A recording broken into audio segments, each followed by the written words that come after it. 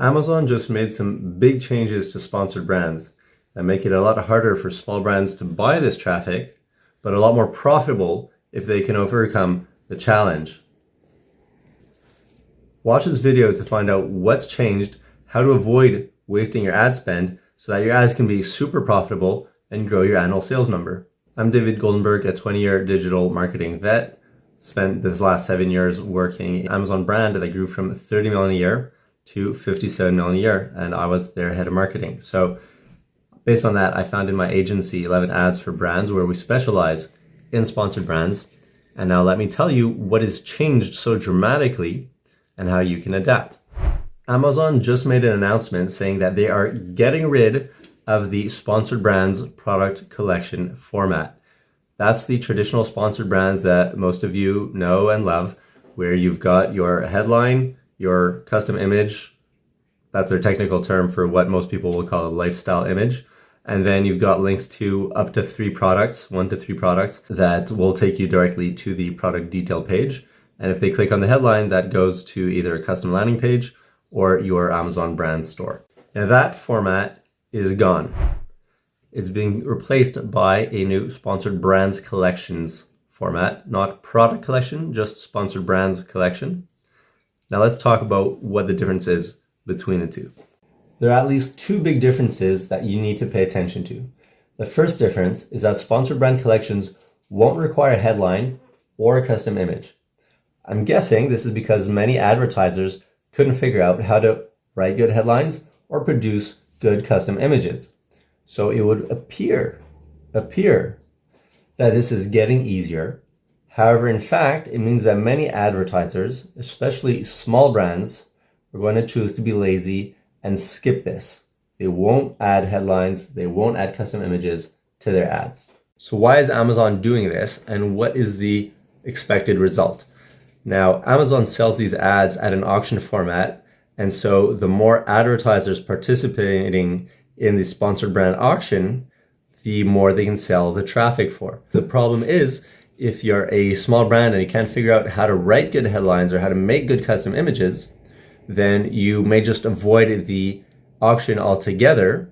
And that means that Amazon makes less money, even if they're not selling the ads directly to you, but you're not bidding up the traffic for the guy who eventually does buy the click. So by getting rid of this requirement, what Amazon does is they make it easier for these small brands to get in.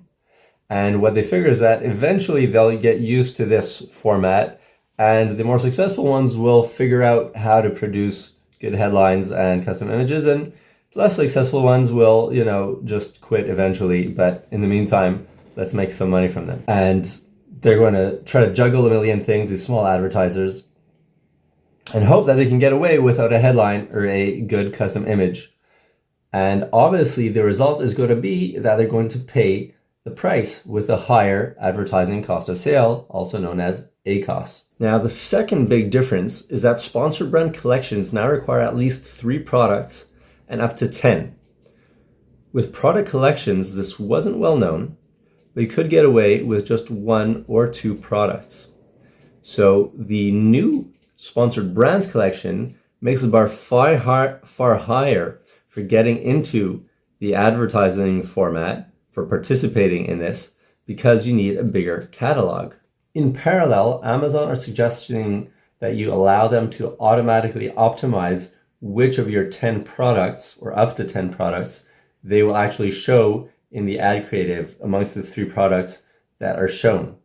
Should you do that or should you not do that? There's no right or wrong answer. You just need to A/B test it, have one ad creative where you choose the products, a separate ad creative where Amazon automatically rotates, and see what works better for you.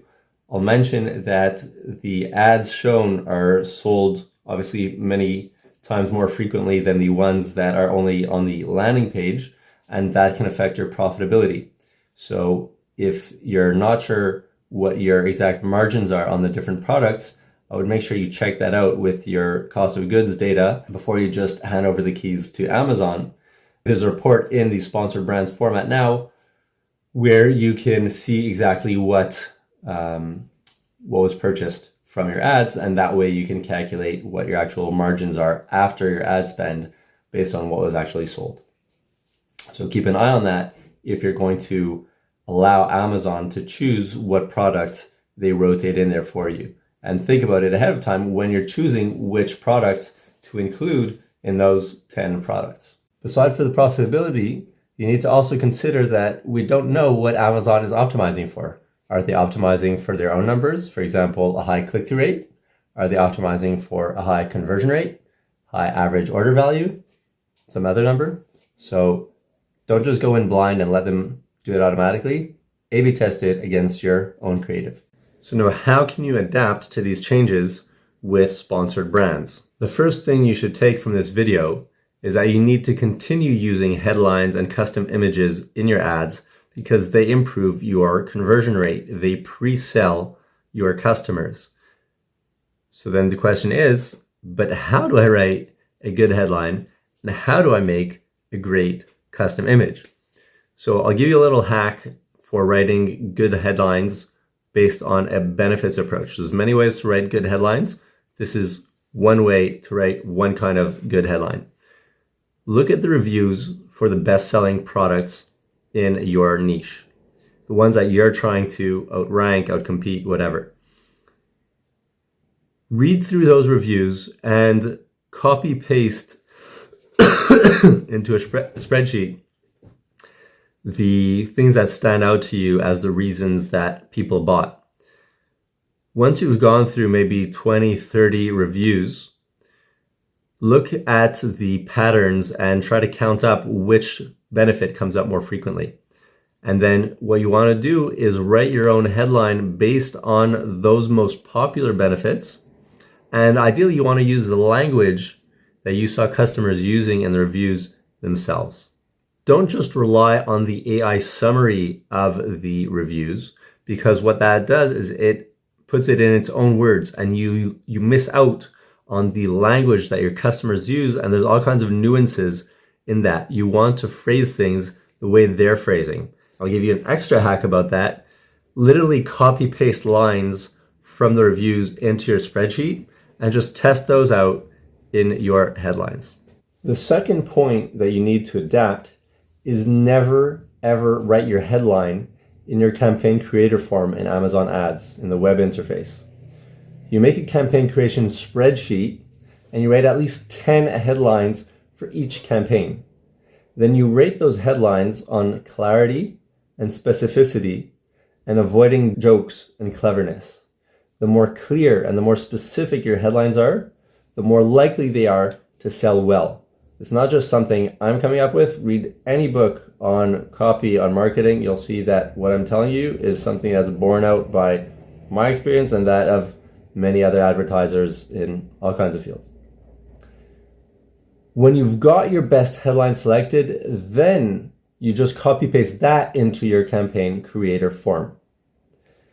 Otherwise, what happens is if you write the headline directly in campaign creator, you just make some small tweaks to your original headline. Maybe you'll end up having written 2 headlines, 3 headlines. You get much lower performing ad copy, and you're just missing an easy win by just writing a little bit more, taking an extra 5, an extra 10 minutes. It's not long. Each headline is just 50 characters, right? We're talking about like something between 5 and 10 words. It's not a big effort. The third thing you need to figure out to adapt is how do you make a good custom image? You want to keep using these, not just take the easy way out and avoid using custom images. So how do you make good ones? What you want to do is show your target audience getting the benefit from your product. So for example, let's say you're selling tennis rackets. What you want to do is have a picture of someone going, yeah, right? Like they just hit a winning shot in their tennis game. That's the feeling that you're really selling when you sell a tennis racket. You're not selling metal and you're selling strings, and that's not really what people care about. They care about winning more points, about the feeling it gives them. That's what you want to show in your custom images. And then you can pair that with a headline that says, win more games or hit more winners with a brand X racket. I'd like also to share a little hack with you about how you can get a lot more images and videos to work with, both for your custom images, obviously, but you can use this also for your sponsored brand video campaigns. You can use them for your sponsored product video. And what you do is you have a little insert card in your product packages.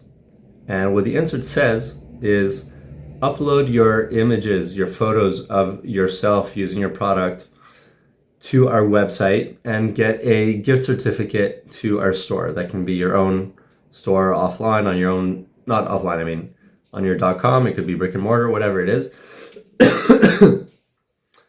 You can send them free samples, bonuses, whatever the reward is in exchange for uploading.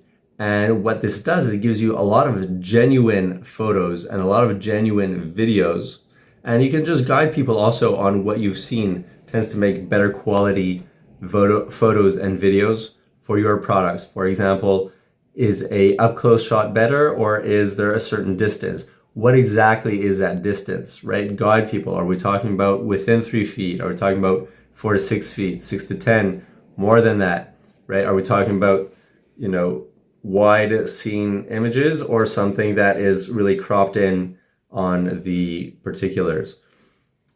When you guide them on that, and you can also encourage them or make the terms that they need to upload at least 3 pictures from different angles, things like that, or they need to upload also 1 picture and 1 video.